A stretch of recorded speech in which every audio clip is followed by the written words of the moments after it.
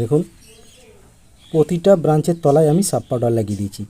আর যে অংশটা আমি ব্লেড দিয়ে চেঁচে পরিষ্কার করেছিলাম সেই জায়গাগুলো আমি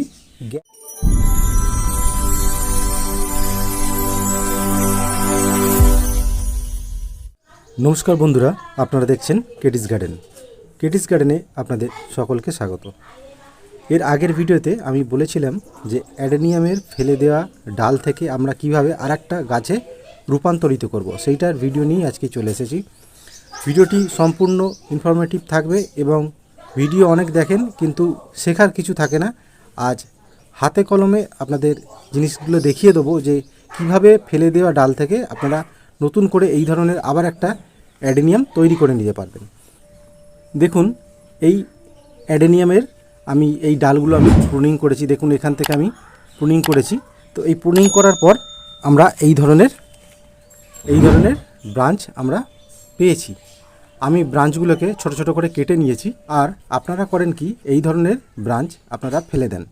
আর এই ফেলে দেওয়া ব্রাঞ্চগুলোই কিন্তু পরবর্তীকালে একটা গাছে রূপান্তরিত করা যাবে যদি এটা সঠিক পদ্ধতির মাধ্যমে করা যায়। আর সেই সঠিক পদ্ধতি আমি আপনাদের দেখাবো যাতে গাছ করা আরও সহজ হয়ে যায় আপনাদের কাছে। সেই জন্যই আমার এই ভিডিওটি। তাই ভিডিওটি সম্পূর্ণ দেখতে থাকুন আর স্কিপ করবেন না। স্কিপ করলে অনেক কিছু তথ্য হয়তো মিস হয়ে যেতে পারে। তার কারণ এই ফেলে দেয়া অ্যাডেনিয়ামের ব্রাঞ্চ থেকে আমরা যদি একটা করে গাছ পাই তাহলে আমরা নতুন গাছ আবার কেন কিনতে যাব। দেখুন ভিডিওটি।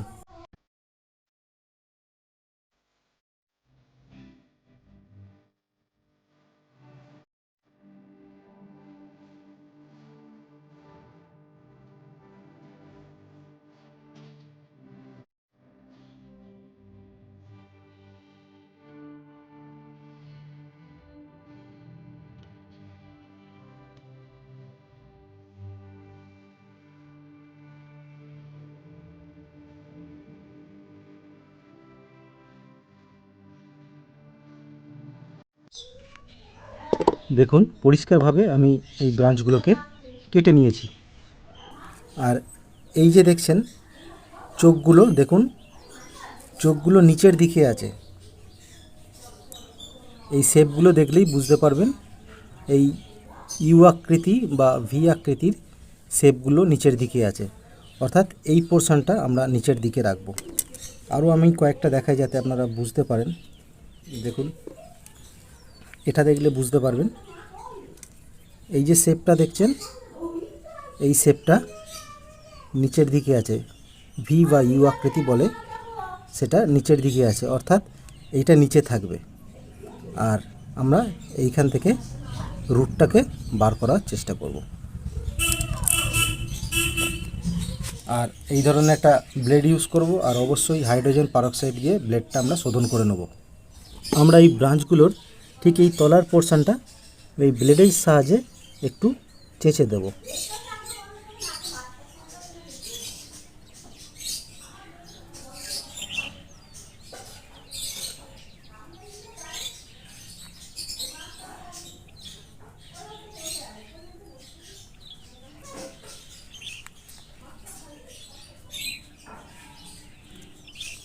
দেখুন ঠিক এইভাবে আমরা এর গোড়াটা একটু চেঁচে পরিষ্কার করে দেবো।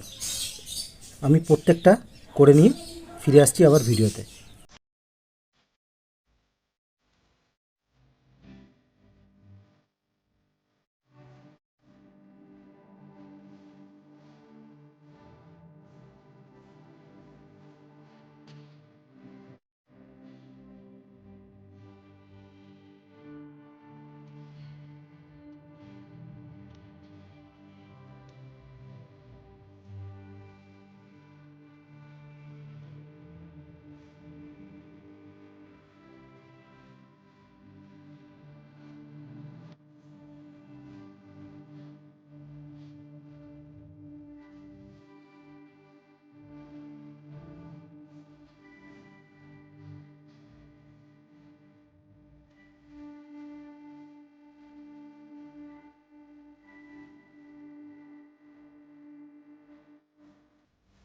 দেখুন আমার প্রতিটা ব্রাঞ্চ পরিষ্কার করা হয়ে গেছে।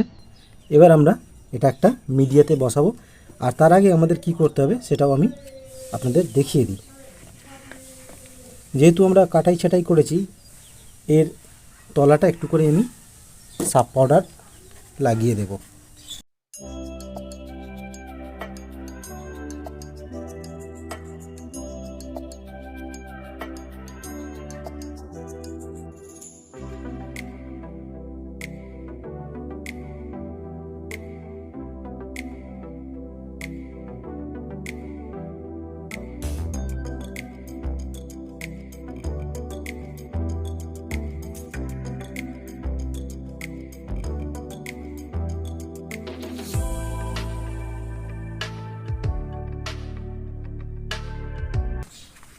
দেখুন, প্রতিটা ব্রাঞ্চের তলায় আমি সাব পাউডার লাগিয়ে দিয়েছি। আর যে অংশটা আমি ব্লেড দিয়ে চেঁচে পরিষ্কার করেছিলাম সেই জায়গাগুলো আমি গ্যাপ রেখেছি। এটা আপনাদের ভালো করে ধৈর্য ধরে করতে হবে। দেখুন, আশা করি পরিষ্কার বোঝা যাচ্ছে যে যতটুকু অংশ আমি পরিষ্কার করেছিলাম সেটা বাকি আছে, বাদ বাকি অংশটা আমি সাব পাউডার লাগিয়ে দিয়েছি। ঠিক উপর দিকেও আমরা সাব পাউডার লাগাবো, সেটা পরে করলেও হবে। আমি নিচেরটা দেখিয়ে দিই আগে। আর এই যে পোর্শনটা আমরা গ্যাপ রাখলাম, এই গ্যাপটাকে আমরা লাগাবো কাটিং এড পাউডার, রুট হরমোন, যাতে ওই জায়গাটা থেকে রুট বেরিয়ে আসে। দেখুন, এটা কাটিং এড পাউডার। আর যে অংশটা আমি ফাঁকা রেখেছি সেই ফাঁকা অংশটায় আমি এই পাউডার লাগিয়ে দেব।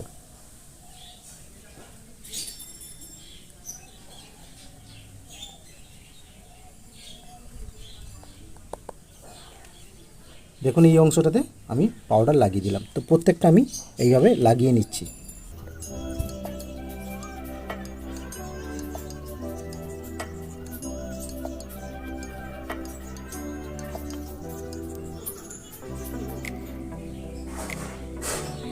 এই কাটিং এড পাউডার লাগালে খুব সহজেই এখান থেকে রুট বেরিয়ে আসবে।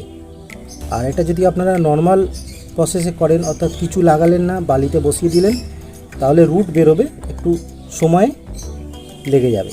আর এই কাটিং এড পাউডার ইউজ করলে খুব তাড়াতাড়ি রুট চলে আসবে, যার ফলে আমাদের কাজটা আরও দ্রুত হবে।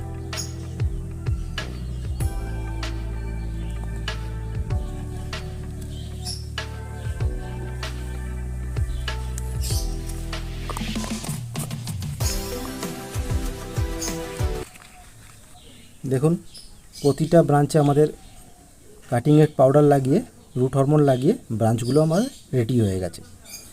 এবারে আমাদের যে মেন কাজটা করতে হবে সেটা হলো একটা মিডিয়া তৈরি করতে হবে, যেই মিডিয়াতে খুব সুন্দরভাবে রুটগুলো গ্রোথ করে। দেখুন, এই বালতিতে আমি বালিটাকে ধুয়ে নিয়েছি। প্রথমে বালিটাকে ভালো করে 3 বার প্লেন জলে ধুয়ে নেবেন, তাহলে বালির যে সমস্ত নোংরা, একটা দেখবেন কালো মতো জল, সেটা বালি থেকে বেরিয়ে যাবে। সেই নোংরা জলটা বালি থেকে বার করে দিতে হবে। সেই 3 বার ধোয়ার পর আমরা সেই জলে সামান্য সাব পাউডার দিয়ে এই বালিটাকে একটু শোধন করে নেব, যাতে বালিতে থাকা কোনো ফাঙ্গাস এই রুটের উপর ক্ষতি না করতে পারে। তাই আমরা বালিটাকে ভালো করে সাব পাউডার দিয়ে ওয়াশ করে নেব এবং ফাঙ্গাস মুক্ত করে নেব। এটা হয়ে গেল আমাদের মিডিয়া। এবার আমি দেখাই আমরা কিসে বসাবো। আমি এই ধরনের একটা টব নিয়ে নিয়েছি, আর নিচে সামান্য কিছু সিন্ডার দিয়ে দিয়েছি, যাতে বালিটাও কম লাগে আর ড্রেনেজ ব্যবস্থাটা সুন্দর হয়। তো আমরা এই সাব পাউডার দিয়ে শোধন করা বালি, এই বালি আমরা এই পাত্রের মধ্যে সেট করব। বালি ধোয়ার কাজটা কিন্তু আপনাদের অবশ্যই করতে হবে, তার কারণ বালিটা যদি আমরা পরিষ্কার করে 3 বার 4 বার ধুয়ে না নিই, তাহলে বালিতে থাকা ফাঙ্গাস এই ব্রাঞ্চে রুট আসতে বাধা দেবে। তাই এই কাজটা আপনাদের অবশ্যই করতে হবে। 3বার বালিটা ভালো করে পরিষ্কার জলে ধুয়ে তারপর সেই জলের সাথে সার্ফ পাউডার মিশিয়ে আবার বালিটাকে শোধন করে নিতে হবে। এটা খুবই জরুরি আর এটা আপনাদের করতে হবে। এটা না করলে রুটের যে চান্সেসটা সেটা অনেকটা কমে যায়। আর এইভাবে যদি আপনারা একটা প্রসেসের মাধ্যমে যদি রুটটাকে আনতে চান তাহলে 100% সফল হবেন, এটা আমার গ্যারেন্টি। তো আমাদের মোটামুটি মিডিয়াটা রেডি হয়ে গেছে। এই মিডিয়ার উপরে দেখুন ড্রেনেজ ব্যবস্থা এত সুন্দর হয়েছে, বালি দেবার সাথে সাথেই তলা দিয়ে জল পাস আউট হয়ে যাচ্ছে। দেখুন অপ্রয়োজনীয় জল এই পাত্রে হোল্ড করবে না, আর যতটুকু প্রয়োজন রুটের জন্য ততটুকু জল এই টবের মধ্যে রয়ে যাবে। আমাদের মিডিয়া তৈরি। এবারে এই ব্রাঞ্চগুলো একে একে আমরা এই মিডিয়াতে বসিয়ে দেবো। কিভাবে বসাবো? প্রথমে এই বালিটা সামান্য অল্প আঙুলে করে ফাঁকা করে নেব এবং একটু নিচে পর্যন্ত বসিয়ে ভালো করে আবার বালি দিয়ে চেপে দেব। ঠিক এইভাবে প্রতিটা ব্রাঞ্চকেই আমি বসিয়ে নিচ্ছি।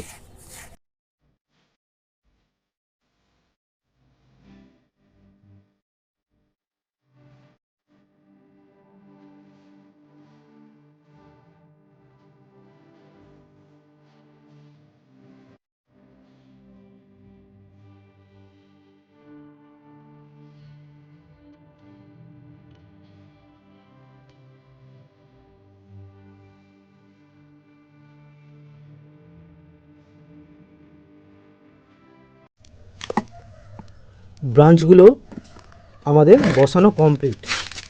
এবারে আমরা এই মিডিয়াটাকে ভালো করে চেপে চেপে বসিয়ে দেব। এরপর আমরা কোনো জল দেব না, তার কারণ অনেকে ভুল করেন এইভাবে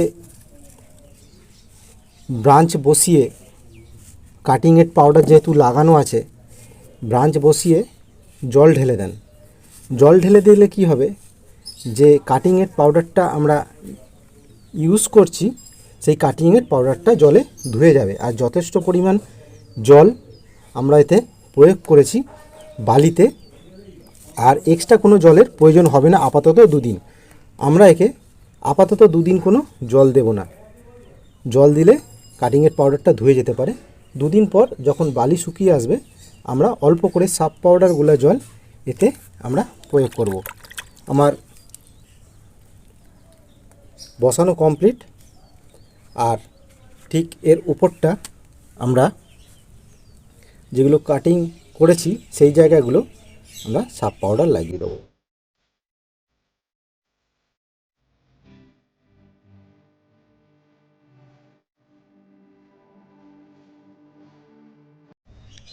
দেখুন এইভাবে আমরা বসিয়ে দিলাম। আর এটাকে আমরা একটু ছায়াযুক্ত জায়গায় 2-1 দিনের জন্য রেখে দেব। আর পারলে একটা প্লাস্টিকের সাহায্যে এটাকে পুরো কভার করে দেবেন। তার ফলে কি হবে, এই প্লাস্টিকের ভিতরে একটা হিট জেনারেট হবে, যার ফলে রুট খুব তাড়াতাড়ি চলে আসবে।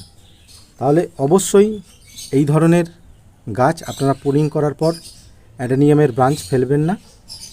এইভাবে যদি আপনারা করে নিতে পারেন এই একটা ব্রাঞ্চ থেকেই এতগুলো গাছ আপনারা তৈরি করে নিতে পারবেন 1 বছরের মধ্যে।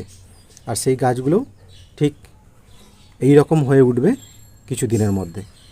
তাই অসংখ্য অসংখ্য ধন্যবাদ যারা ভিডিওটি সম্পূর্ণ দেখলেন। এইভাবে আপনারা সাপোর্ট করুন এবং যারা নতুন দেখছেন অবশ্যই চ্যানেলটি সাবস্ক্রাইব করে রাখুন এবং পাশে থাকা নোটিফিকেশান বেলটি অবশ্যই প্রেস করবেন। ভালো লাগলে অবশ্যই একটা লাইক করবেন। কিছু প্রশ্ন থাকলে কমেন্ট বক্সে অবশ্যই জানাবেন। ভালো থাকবেন, সুস্থ থাকবেন, এভাবেই গাছ করতে থাকুন।